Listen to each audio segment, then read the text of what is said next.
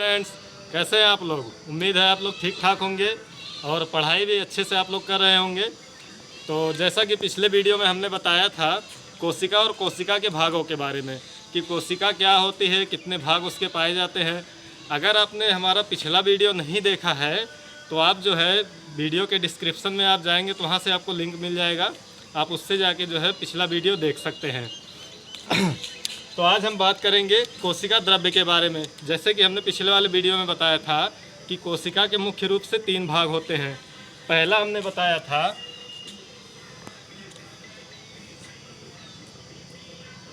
जीवद्रव्य, दूसरा बताया था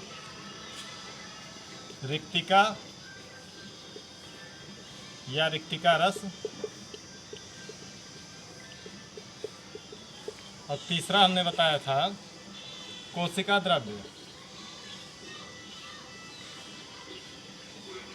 कोशिका द्रव्य 3 भागों के बारे में हमने बताया था कि कोशिका जो है ये 3 भागों में मुख्य रूप से बटी हुई है।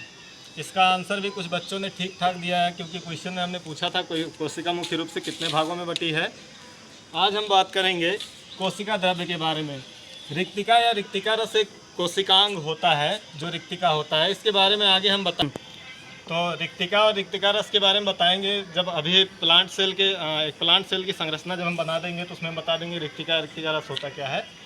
मेन आज हम बात करेंगे कोशिका द्रव्य के बारे में। तो चलिए हम शुरू करते हैं। मेरा नाम है विपिन कुमार और आप जो है पढ़ रहे हैं अपने चैनल बायोलॉजी सर में। अगर आपने हमारे चैनल को सब्सक्राइब नहीं किया तो चैनल को सब्सक्राइब कर लीजिए, और अगर वीडियो आपको पसंद आए तो लास्ट में आप लाइक कर दीजिए। तो चलिए शुरू करते हैं। आज की हेडिंग पड़ेगी आपका कोशिका द्रव्य। हाँ, तो आप हेडिंग लगाइए कोशिका द्रव्य। कोशिका द्रव्य क्या होता है, पहले हम एक नॉर्मली सेल की संरचना बना देते हैं।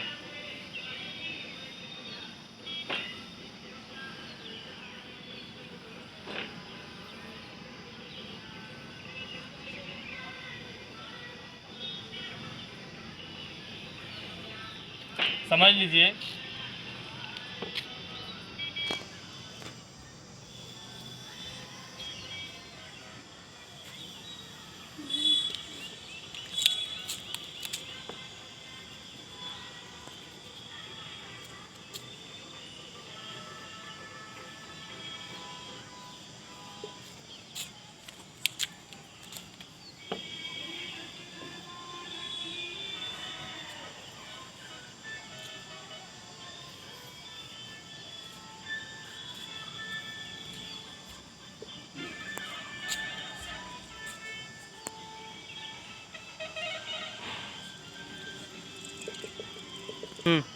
देखिए, ये आपका जो है एक नॉर्मली सेल की संरचना है, एक प्लांट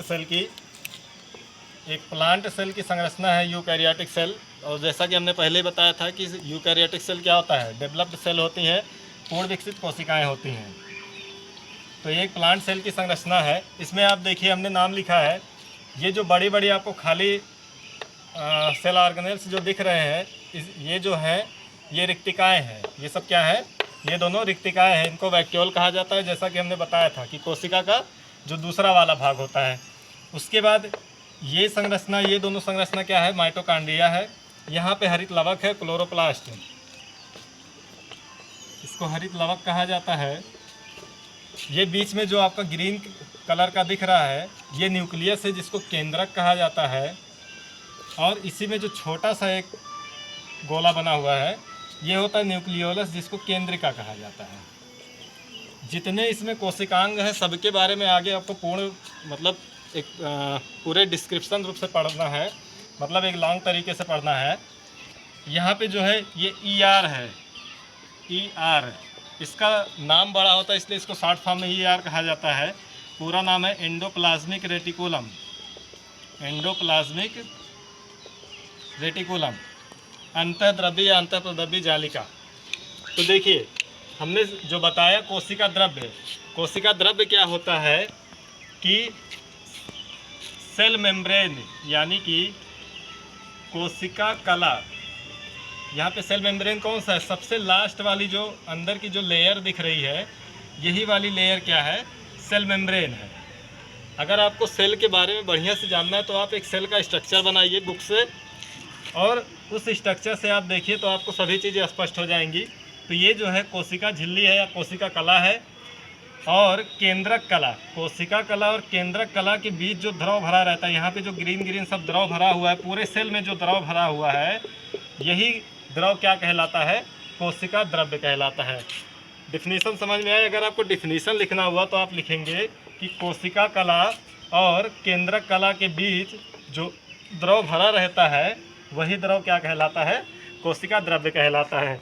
एक बार आप फिर से देख लीजिए, कोशिका कला और केंद्रक कला के बीच जो द्रव भरा रहता है, वही द्रव क्या कहलाता है? कोशिका द्रव्य कहलाता है। अगर आप सेल का संरचना नहीं बनाएंगे तो आप एक स्ट्रक्चर बना लीजिए, एक कोशिका की संरचना बना लीजिए, इससे आपको सब स्पष्ट हो जाएगा।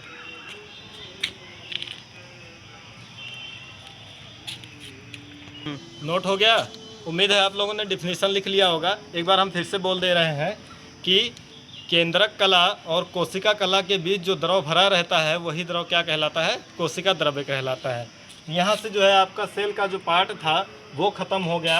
अब हम बात करेंगे कोशिका कला। ये जो कोशिका कला है, सेल मेम्ब्रेन, इसी की संरचना के बारे में हम बात करेंगे कि सेल मेम्ब्रेन कैसे बना होता है, कोशिका कला कैसे बनती है। हाँ, तो हेडिंग आप लगाएंगे कोशिका कला की संरचना।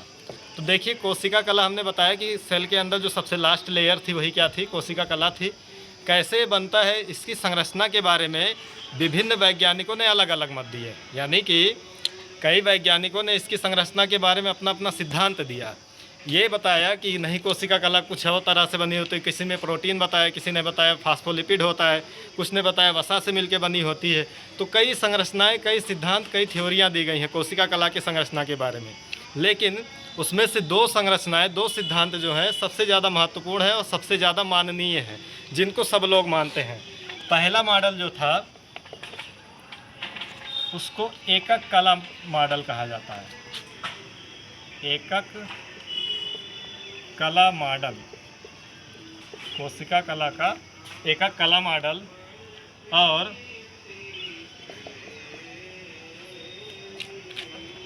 दूसरा जो मॉडल था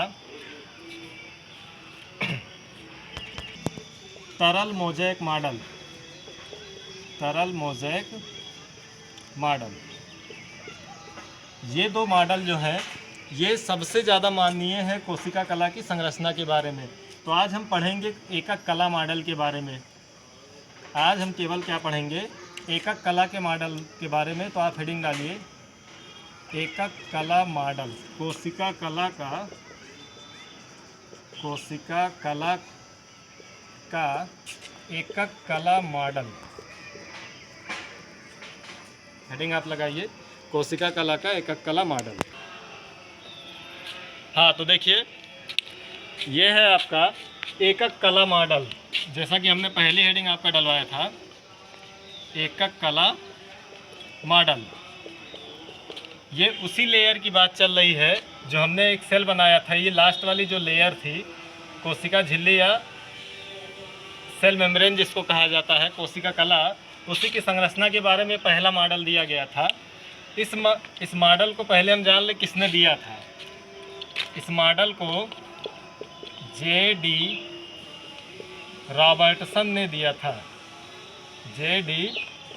रॉबर्टसन ने दिया था। J.D. रॉबर्टसन ने दिया था सन 1959 में। सन 1959 में कोशिका कला की संरचना के बारे में J.D. रॉबर्टसन ने एकक कला मॉडल दिया। उन्होंने बताया कि जो कोशिका कला होती है ये दो परतों से बनी होती है। ऊपर वाली परत जो होती है वो प्रोटीन की होती है, यानी कि ऊपर से दोनों तरफ से प्रोटीन होता है, और नीचे बीच में क्या होता है? बाईफास्फोलिपिड लेयर होता है, यानी कि फास्फोलिपिड की लेयर है। फास्फोलिपिड का मतलब जिसमें फास्फोरस और लिपिड दोनों हो। ये दोनों जो लेयर है, जो आपको गुड़िया की तरह कुछ संरचना दिख रही है, ये बाईफास्फोलिपिड है। ये बाईफास्फोलिपिड की परत है।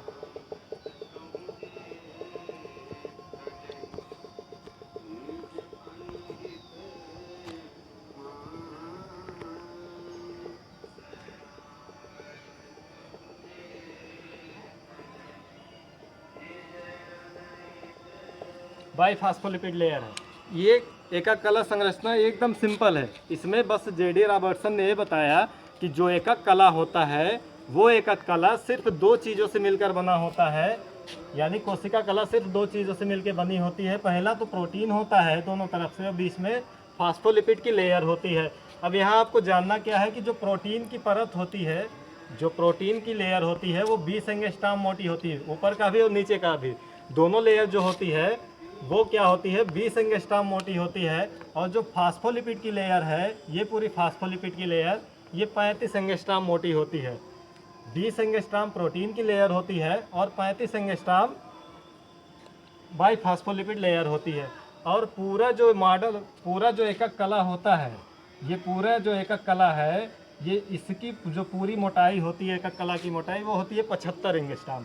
यानी कि ये पूरी जो मोटाई होती है वो कितनी होती है, 75 एंगस्ट्रॉम होती है। यहाँ पे देखिए दो चीज़ें लिखा गया है, एक हाइड्रोफोबिक हेड दिया गया है, हाइड्रोफिलिक हेड, और एक हाइड्रोफोबिक टेल है। यानी कि इसमें जो होता है ये कुछ जलीय गुण रखता है और इसमें क्या है, जलीय गुण नहीं पाया जाता। यानी कि ये जल विरागी होता है और ये जल रागी होता है। ठीक, यानी कि जो अपने तरफ जल को आकर्षित करे या जिसमें जल पाया जाए वही जल रागी होता है, और जल विरागी जो जिसमें जल ना पाया जाए वही होता है हाइड्रोफोबिक। तो ये था आपका जो है एकक कला मॉडल। फिर से बता दे रहे हैं, जेडी रॉबर्टसन ने सन 1959 में क्या बताया कि जो कोशिका कला होती है वो दो चीज़ों से मिलकर बनी होती है, एक प्रोटीन और दूसरा फास्फोलिपिड। प्रोटीन की जो मोटाई होती है वो 20 एंगस्ट्रॉम होती है और जो फास्फोलिपिड की लेयर होती है 35 एंगस्ट्रॉम होती है। पूरी जो कोशिका कला की मोटाई होती है वो 75 एंगस्ट्रॉम होती है। यही इनकी संरचना थी और यही इनका एकक कला मॉडल था। आप वीडियो को पॉज करके जो है इस मॉडल को बना लेंगे और इस संरचना को आप तैयार कर लेंगे। इससे रिलेटेड, और ये मॉडल जो है आपका 9th 11th, उसके बाद अगर आप ग्रेजुएशन करने जाएंगे सभी जगह मिलता है और कंपटीशन से इससे एक दो क्वेश्चन आपका उठा लेता है। तो आप जो है यहाँ पे पहले इस संरचना को बना लीजिए। बनाने के बाद इतनी चीज़ें आप नोट कर लीजिए, जितनी चीज़ें हमने बताई, परिभाषा आप लिख लीजिएगा, नोट कीजिए, बनाइए। हाँ, तो देखिए अब जैसा कि हमने बता दिया एकक कला मॉडल के बारे में, और अब डेली की तरह जैसा कि हम जो क्वेश्चन देते हैं, जो आपके स्कूल में, आपके कॉलेज में और आपके कंपटीशन में जो काम आए वो क्वेश्चन हम आपको देंगे। उस क्वेश्चन का आंसर आपको कमेंट करना है और आंसर को तैयार भी करना है। तो पहले आप क्वेश्चन नोट कर लीजिए।